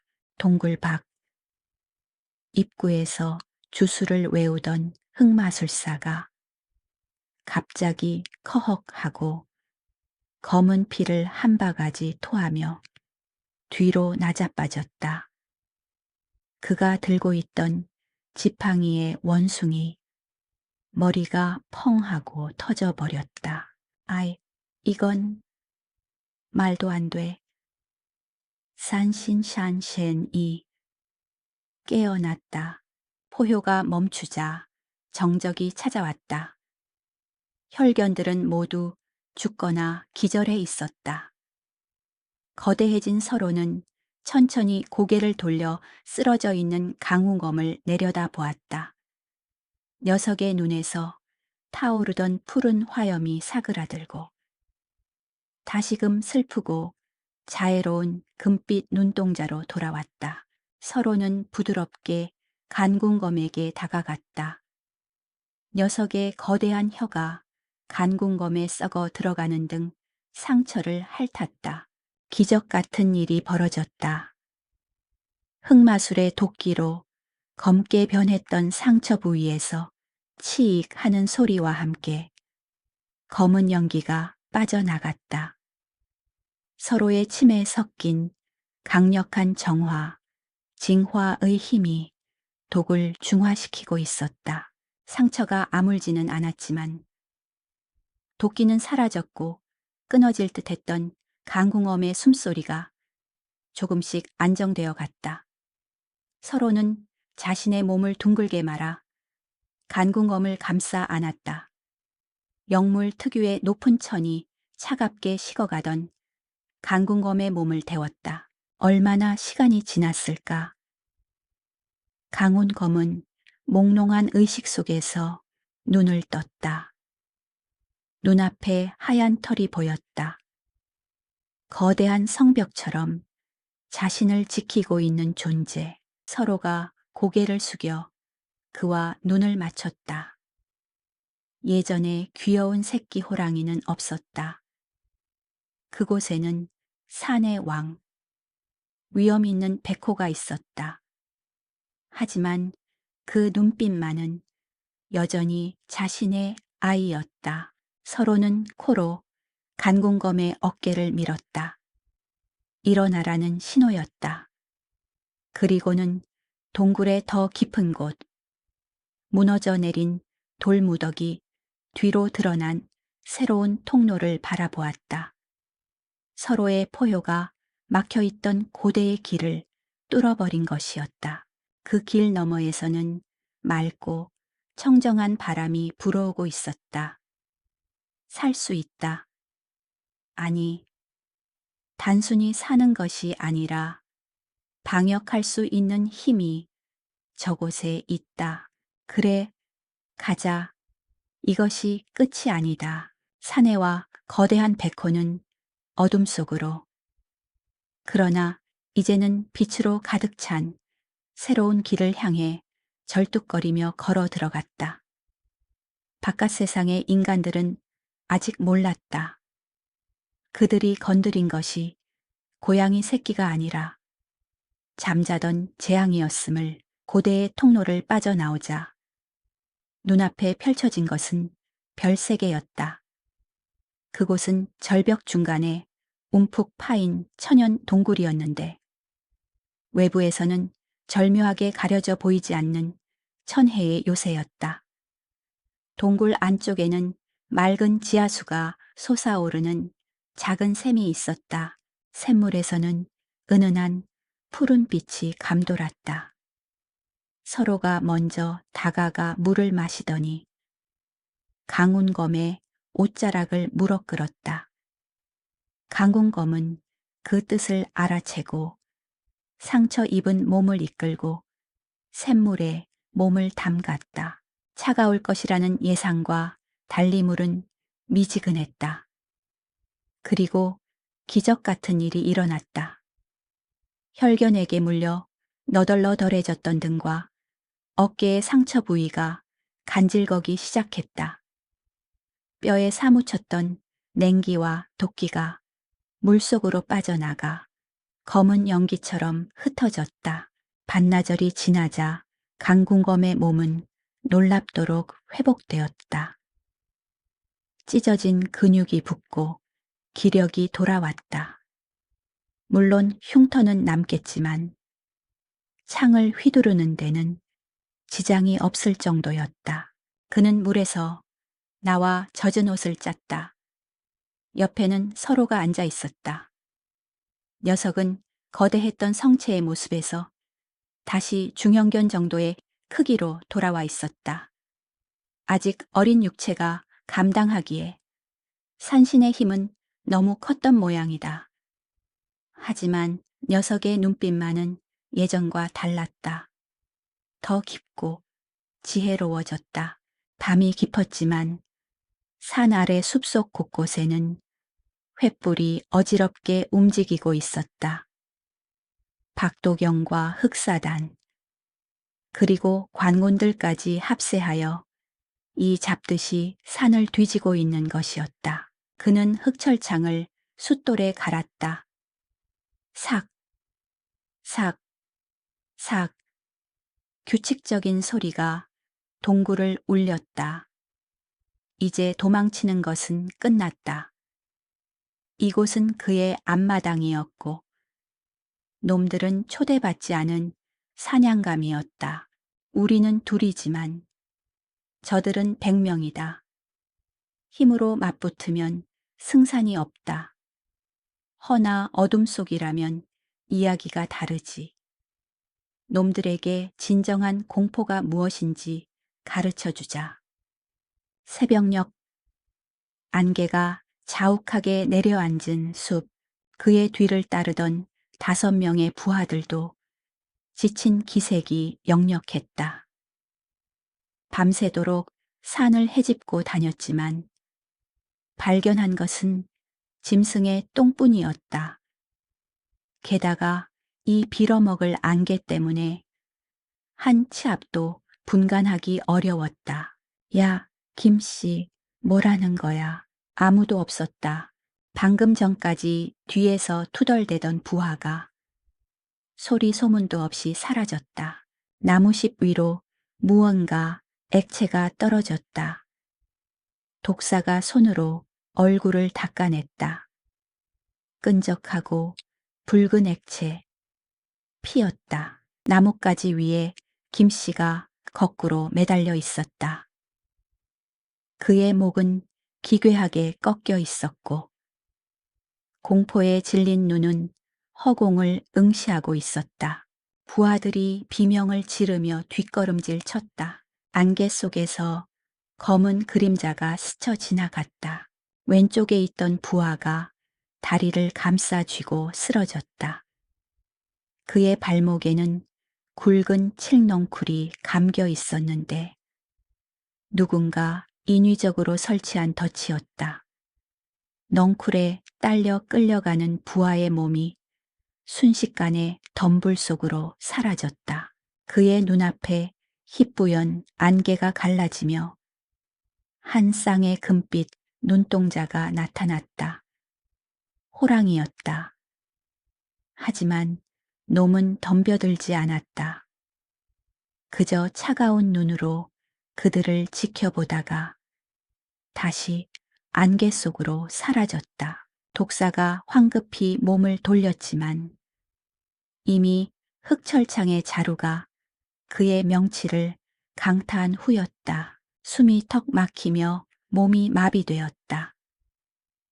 강운검은 쓰러지는 독사의 목덜미를 쳐 기절시켰다. 살인은 최소화했다. 시체보다 공포에 질려 도망치는 폐잔병이 적의 사기를 꺾는데 더 효과적이기 때문이었다. 강운검은 쓰러진 적들의 무기를 챙겨 숲의 요충지마다 함정을 설치했다. 그는 군 시절 익혔던 게릴라 전술을 10분 활용했다. 낙엽 아래에 구덩이를 파고 탄성이 좋은 나뭇가지에 돌을 매달아 뇌관 없는 폭탄처럼 사용했다. 녀석은 영물의 능력을 이용해 안개를 조종했다.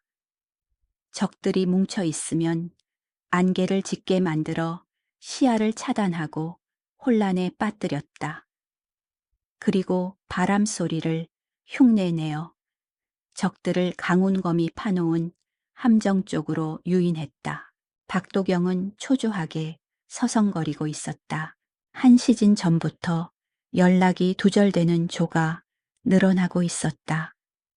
가끔 들려오는 비명소리는 점점 본진과 가까워지고 있었다. 그때 숲속에서 부하 하나가 피투성이가 된 채 기어 나왔다.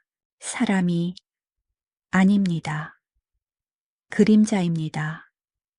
숲 전체가 그놈 편입니다. 나무가 춤을 추고 안개가 사람을 잡아먹습니다. 헤어솔이 고작 놈 하나 때문에 흑사단 정예가 당했다고 그 순간 본진 한가운데로 무언가 휙 날아와 꽂혔다. 그것은 독사의 칼이었다.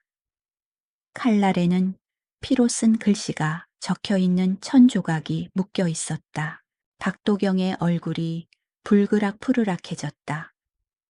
이것은 명백한 도발이었다. 감히 사냥감이 사냥꾼을 협박하다니. 하지만 주변을 둘러본 그는 등골이 서늘해짐을 느꼈다. 200명에 달하던 병력이 어느새 절반도 보이지 않았다. 남은 병사들의 눈에도 공포가 서려 있었다. 박도경은 이를 갈았다. 정면 승부로는 승산이 없다는 것을 인정해야 했다. 놈은 이 산의 지형 지물을 완벽하게 장악하고 있었다. 그렇다면 놈이 제 발로 나오게 만들어야 했다. 전 병력 철수한다. 철수라니요. 형암 나리의 명령을 어기실 셈입니까? 사냥터를 바꿀 뿐이다.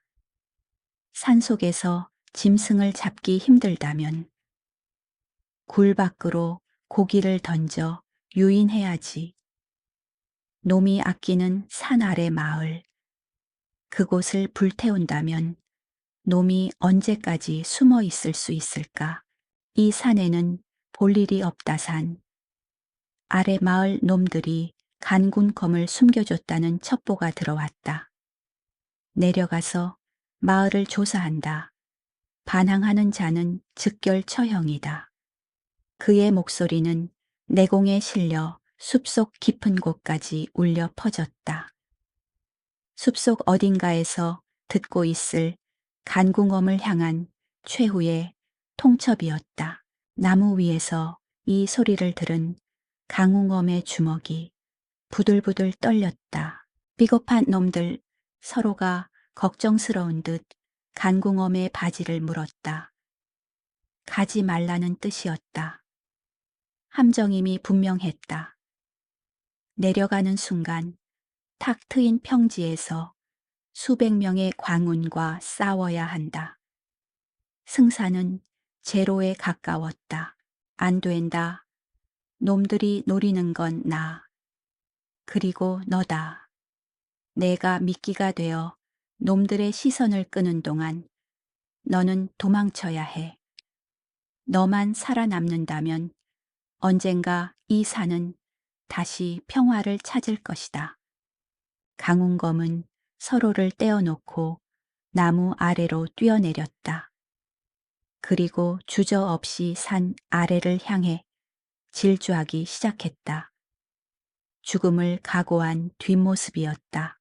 자신이 키운 아이가 이미 그의 등을 보고 자라며 의리라는 인간의 감정을 배워버렸다는 것을 홀로 남겨진 서로는 잠시 하늘을 올려다보았다. 구름 사이로 달빛이 비치고 있었다. 서로는 운검이 사라진 방향을 향해 몸을 날렸다. 산의 왕은 백성을 버리지 않으며 동료를 사지에 홀로 두지 않는 법이다. 하지만 그들의 심장은 같은 곳을 향해 뛰고 있었다. 최후의 결전장. 피로 물들 마을을 향해. 산 아래 마을은 불지옥이나 다름없었다. 평화롭던 초가집들은 시뻘건 화염에 휩싸여 무너져 내리고 있었고 검은 연기가 밤하늘을 가리며 달빛조차 삼켜버렸다. 매캐한 연기 속에서 아이들의 울음소리와 여인들의 비명, 그리고 병사들의 고함이 뒤섞여 아수라장을 이루고 있었다. 마을 광장에는 수백 명의 주민이 포승줄에 묶인 채 무릎을 꿇고 있었다. 그들의 눈에는 공포와 절망만이 가득했다. 흑사단 병사들은 주민들을 애워싸고 창칼을 겨누며 위협하고 있었고 그 앞에는 박도경이 뒷짐을 진 채 싸늘한 표정으로 불타는 마을을 바라보고 있었다. 아이고, 나리, 제발 살려주십시오. 우리는 아무것도 모릅니다요. 박도경이 귀찮다는 듯 노인의 어깨를 발로 걷어찼다. 촌장이 비명을 지르며 나뒹굴었다. 박도경은 광장에 모인 사람들을 둘러보며 소리쳤다. 잘 들어라. 너희가 이 고생을 하는 건 모두 산속에 숨어 있는 역적 강운검 때문이다. 그자가 제 발로 나오지 않는다면 일각 15분마다 한 명씩 목을 베겠다. 그는 말만 한 것이 아니었다. 박도경의 눈짓에 부하 한 명이 촌장의 손녀인 어린아이를 거칠게 끌어냈다. 아이가 자지러지게 울었지만 병사는 아랑곳하지 않고 아이의 목에 서슬 퍼런 칼날을 들이댔다. 주민들이 비명을 지르며 동요했으나 흑사단이 휘두르는 채찍에 맞아 다시 주저앉았다. 박도경이 카운트다운을 시작하려는 찰나 마을 입구 쪽의 불길이 좌우로 갈라지며 묵직한 발소리가 들려왔다. 그 아이를 놓아줘라. 지옥의 밑바닥에서 들려오는 듯한 낮고 굵은 목소리. 그의 모습은 처참했다. 옷은 너덜너덜하게 찢어졌고 온몸은 피와 그을음으로 범벅이 되어 있었다. 하지만 그의 눈빛만은 불길보다 더 뜨겁게 타오르고 있었다. 호, 정말로 나타나셨군. 제 목숨보다 남의 목숨을 더 챙기는 그 고리타분한 성격. 10년이 지나도 여전하구만. 박도경은 아이를 잡고 있던 병사에게 손짓했다. 병사가 아이를 거칠게 내동댕이 쳤다. 아이는 울면서 할아버지의 품으로 기어갔다. 약속대로 왔다. 사람들을 풀어줘라. 박도경의 말이 떨어지기 무섭게 매복해 있던 궁수들이 지붕 위에서 일제히 일어섰다. 수십 발의 화살이 강군검을 향해 쏟아졌다. 피할 곳 없는 개활지에서의 집중 사격이었다. 흑풍신창, 철벽 티의 비, 창이 만들어낸 바람의 장벽이 화살들을 튕겨냈다. 타다닥 화살들이 사방으로 흩어졌다. 하지만 그것은 시작에 불과했다. 화살 공격이 멈추자마자 흑사단 전개무사 50명이 함성을 지르며 달려들었다. 그들은 간콩검을 겹겹이 포위하고 사방에서 검을 찔러 들어왔다. 강운검이 포효하며 땅을 박찼다. 흑철창이 춤을 추자 선두에 있던 무사 3명의 갑옷이 종이장처럼 찢겨나갔다. 그는 방어 대신 공격을 택했다. 살을 내주고 뼈를 취하는 육참골단의 기세로 적진을 휘저었다. 그러나 중과부적이었다. 10명을 쓰러뜨리면 20명이 달려들었다. 강운검의 허벅지에 칼이 스치고 등 뒤에서 날아온 철퇴가 어깨를 강타했다. 그때 마을 회관에 높은 누각 문이 열리며 화려한 가마 한 채가 모습을 드러냈다. 가마의 문이 열리고 비단옷을 입은 형암 조관이 부채를 붙이며 걸어 나왔다. 그는 난장판이 된 싸움터를 구경거리 보듯 내려다보고 있었다. 쯧쯧, 천하의 흑풍 장군이 꼴이 말이 아니구나. 마치 도살장에 끌려온 늙은 소 같지 않으냐. 조관의 조소에 흑사단 병사들이 낄낄거렸다. 강운검은 그를 노려보며 이를 갈았다. 원흉이라니 섭섭하구나. 나는 그저 백성을 위해 해로운 짐승을 잡으려 했을 뿐이다. 자, 간군검. 그 호랑이 새끼는 어디에 숨겼느냐. 지금이라도 바른 대로 말한다면 저 벌레 같은 촌놈들은 살려주마. 내 입에서 나올 말은 단 하나다. 내 놈의 제삿날이 오늘이라는 것. 어리석은 놈. 죽음을 재촉하는구나. 도경아, 뭣 하느냐. 저놈의 사지를 끊어 무릎 꿇려라. 명령이 떨어지자 박도경이 직접 나섰다. 그는 지쳐있는 강운검에 빈틈을 노려 뱀처럼 파고들었다. 강운검이 간신히 창으로 막았지만 박도경은 검을 회수하는 척하다가 발로 강군검의 무릎 관절을 걷어찼다. 이미 부상당해 있던 무릎이 꺾이며 강웅엄이 한쪽 무릎을 꿇었다. 그 틈을 타 흑사단 병사들이 그물과 쇠사슬을 던져 간궁검의 몸을 결박했다. 4명의 장사가 달라붙어 쇠사슬을 당기자 천하장사 간궁검도 꼼짝할 수 없었다. 박도경은 비웃으며 간궁검의 손에서 흑철창을 빼앗아 멀리 던져버렸다. 강운검은 흙바닥에 처박힌 채 거친 숨을 몰아쉬었다. 주민들이 울부짖으며 그만두라고 소리쳤지만 매질만 돌아올 뿐이었다. 조관이 천천히 계단을 내려와 강궁검의 앞에 섰다. 조관은 흑투성이가 된 강운검의 머리채를 잡아들어 올렸다. 강운검은 피 섞인 침을 조관의 얼굴에 뱉었다. 분노한 조관이 간궁검의 뺨을 후려쳤다. 병사들이 비명을 지르는 촌장을 끌고 와 간궁검의 눈앞에 꿀렸다. 시퍼런 작두가 준비되었다.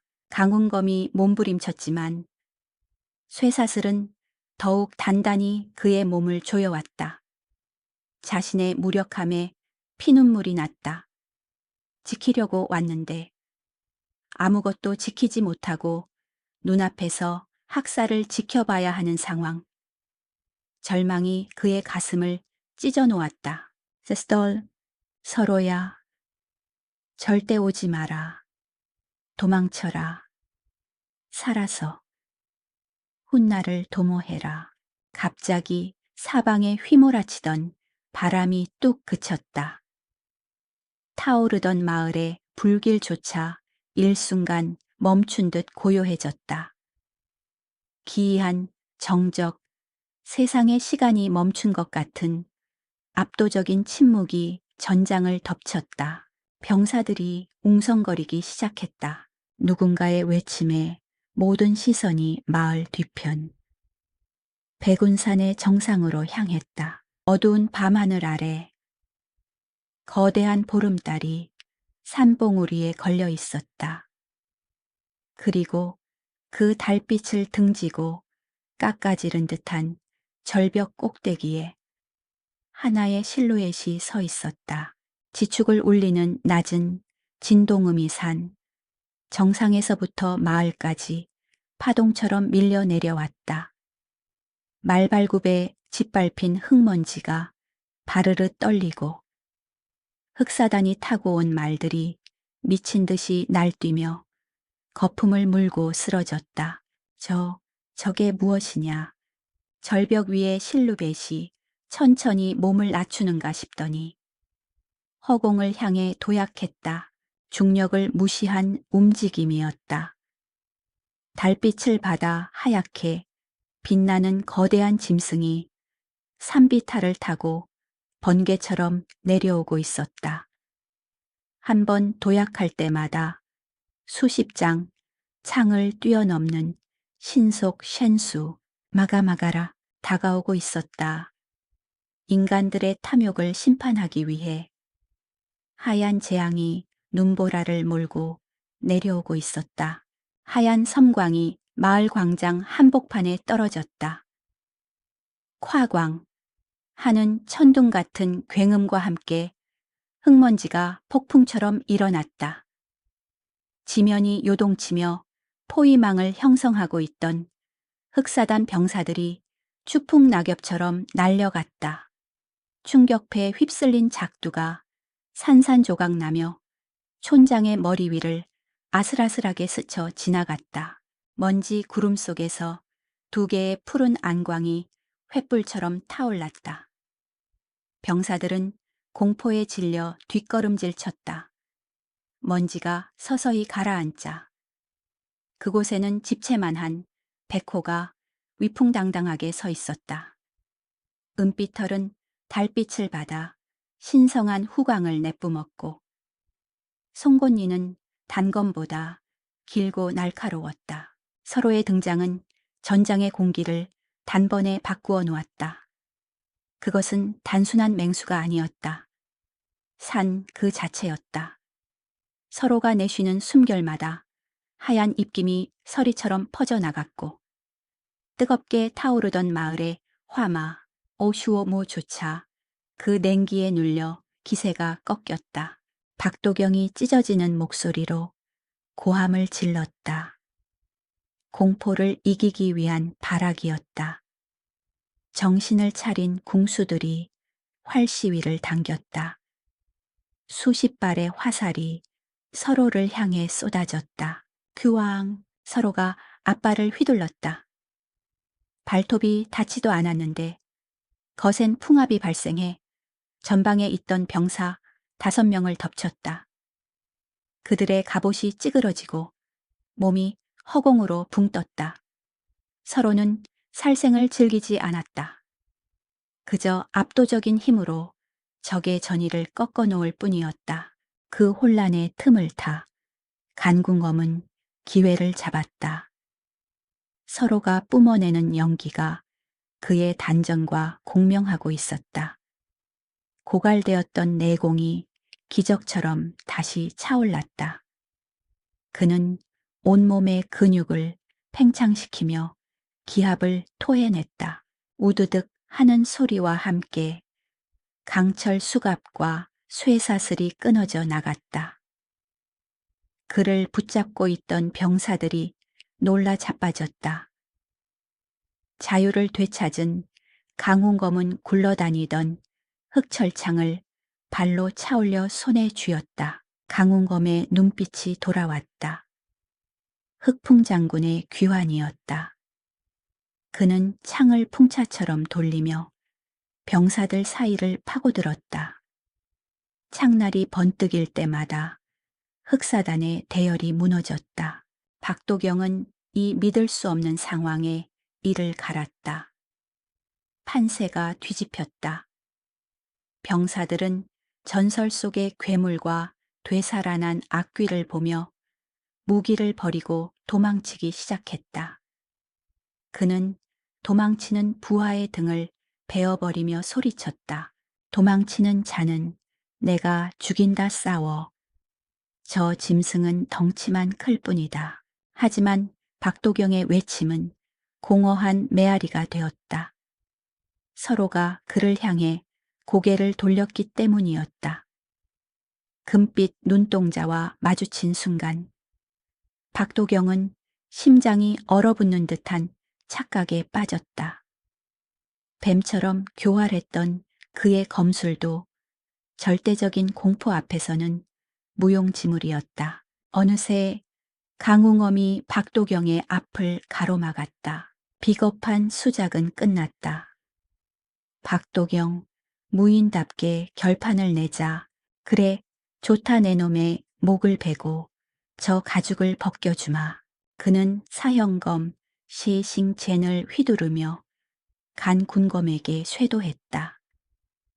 검끝이 10여 개로 갈라지며 강군검의 급소를 노렸다. 강훈검은 더 이상 물러서지 않았다. 그는 창을 짧게 잡고 박도경의 검을 정면으로 받아냈다. 강훈검이 창대를 비틀어 박도경의 검을 튕겨냈다. 박도경의 자세가 무너졌다. 박도경이 경악하며 뒷걸음질 쳤다. 강훈검은 흑철창을 크게 휘둘러 박도경의 옆구리를 가격했다. 뼈가 부러지는 소리와 함께 박도경이 비명을 지르며 나뒹굴었다. 그는 다시 일어나려 했지만 강훈검의 창끝이 이미 그의 목젖 앞에 멈춰 있었다.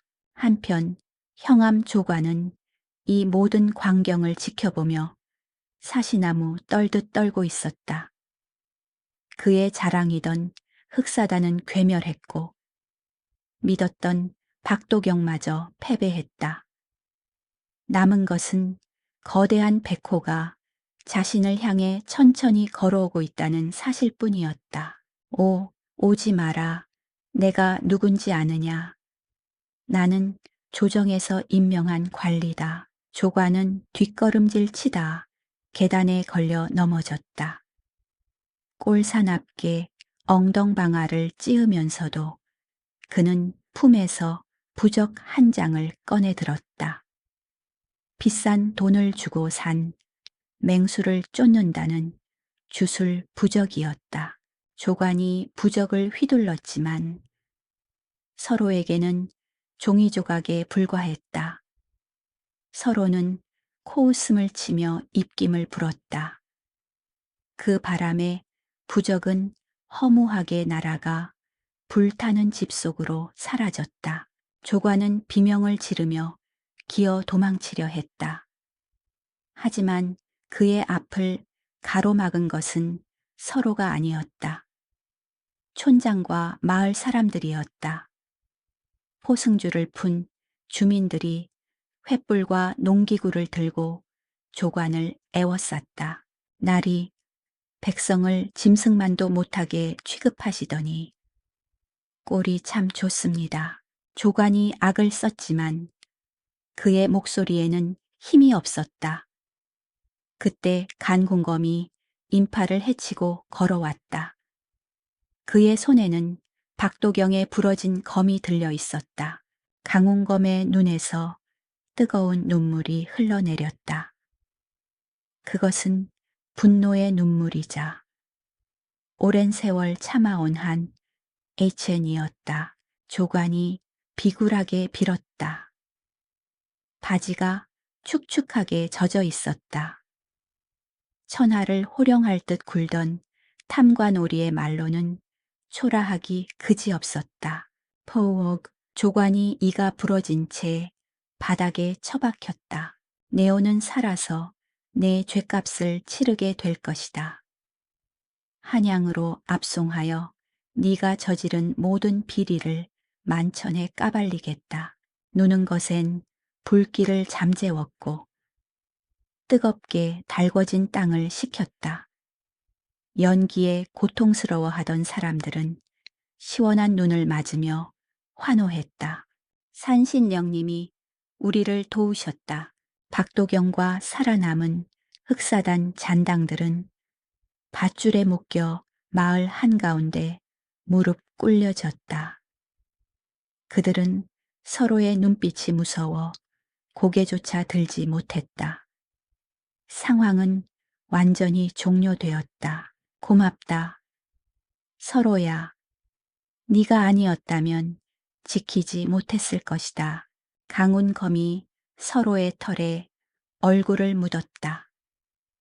서로는 거친 혀로 간군검에 피 묻은 손을 핥아주었다. 인간과 짐승, 아버지와 아들, 전우로서의 교감이 오가는 순간이었다. 하지만 아직 끝난 것은 아니었다. 강훈검은 알고 있었다. 조관을 처단하는 것은 시작일 뿐. 한양의 조정에는 그와 결탁한 더 큰 거악, 주외들이 도사리고 있었다. 그리고 무엇보다 세상의 정체를 드러낸 서로를 노리는 자들은 앞으로 더 많아질 것이었다. 이곳에 머물면 마을 사람들이 또다시 위험해진다. 우리는 산으로 돌아가야 해. 강훈검은 기절해 있는 조관을 밧줄로 묶어 말에 태웠다. 그리고 서로와 함께 마을 입구를 향해 걸어갔다. 내리는 눈이 그들의 뒷모습을 하얗게 덮어주었다. 뒤에서 아이들이 손을 흔들었다. 새벽의 여명이 밝아오고 있었다. 밤새 내리던 눈은 거짓말처럼 그쳤고 하얗게 변한 세상 위로 붉은 태양이 솟아올랐다. 눈 덮인 산길을 두 개의 그림자가 묵묵히 걸어가고 있었다. 하나는 다리를 저는 사내였고 다른 하나는 거대한 백호였다.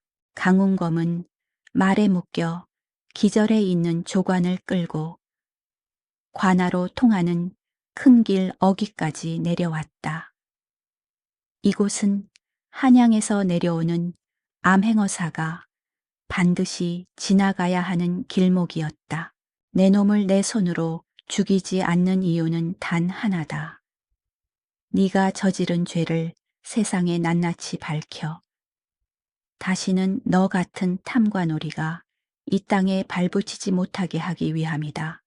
산신산 스베크라이 죄인을 심판하여 이곳에 둔다. 모든 일이 끝났다. 그들은 귀곡을 지나 영천 링관이 있는 은신처로 돌아왔다. 강운검은 자리에 눕자마자 깊은 잠에 빠져들었다. 며칠 동안의 사투가 그의 기력을 완전히 소진시킨 탓이었다. 서로는 잠든 강궁검의 곁을 떠나지 않았다. 녀석은 밖에서 사냥해 온 산토끼나 꿩을 동굴 앞에 놓아두고 밤이면 추위에 떠는 강궁검의 몸을 자신의 천으로 데워주었다. 몸은 회복되었지만 강운검은 자신이 예전과 달라졌음을 느꼈다. 단전의 기운이 맑고 깊어졌으며 귀와 눈이 짐승처럼 예민해졌다. 서로의 연기를 받아들이며 반은 인간, 반은 산의 기운을 품은 존재가 된 것이다. 니다 나았구나. 네오는 이제 다 컸다. 아니, 단순한 짐승을 넘어 이 산의 진정한 주인이 되었다. 너에게는 너만의 영역이 있고 다스려야 할 권속들이 있다. 서로의 눈빛이 말하고 있었다. 그는 서로의 목을 꽉 끌어안았다. 눈시울이 뜨거워졌다. 더 이상 고독한 은둔자는 없었다. 그들에게는 서로가 있었다. 조관과 박도경 일당이 압송된 후 조정에서는 청렴하고 강직한 새 형함을 파견했다. 새 형함은 조관이 횡령했던 재산을 몰수하여 마을 사람들에게 나눠주었고 억울하게 옥살이하던 이들을 풀어주었다. 그의 옆에는 늙지 않는 불멸의 존재처럼 여전히 눈부신 은빛 털을 자랑하는 거대한 백호 서로가 앉아 있었다. 녀석의 이마에 있는 초승달 무늬는 세월이 흐를수록 더욱 선명한 빛을 발했다. 서로가 강운검을 올려다 보았다. 영물은 인간보다 훨씬 긴 시간을 산다. 이별의 순간이 언젠가 올 것임을 녀석도 알고 있었다. 하지만 서로는 슬퍼하는 대신 강궁검의 손을 거친 혀로 핥았다. 가자. 눈이 더 굵어지기 전에 서로가 가볍게 도약했다. 거대한 짐승이 허공을 밟고 구름 속으로 사라졌다. 엄마 저기 봐. 산신령님이 호랑이를 타고 하늘을 날아가. 그래, 우리를 지켜주시는 분들이란다. 눈 오는 날이면 언제나 저렇게 산을 돌아보신단다. 탐욕을 경계하고 순리를 지키는 자에게는 축복을, 자연을 거스르고 약자를 해하는 자에게는 심판을 내리는 영원한 수호자들의 이야기가